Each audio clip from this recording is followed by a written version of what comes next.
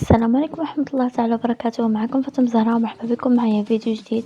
في الفيديو إن شاء الله غادي نشارك معكم الوصفة السحرية لتطويل الرموش في وقت قصير بمكونات طبيعية، وخليكم مع الفيديو الأخير.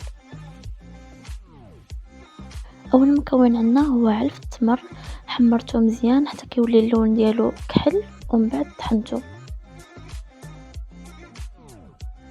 تاني مكون عندنا هو زيت الخروع، ودابا غادي ندوزو لطريقة التحضير. كيف ما كتشوفوا كنخلطوا المكونات ديالنا بجوج حتى كيندمجوا مع بعضهم. بالنسبه للكميه كتبقى غير محدده، كل وحده كدير الخيط ديالها كيف ما كنقول لكم دائما.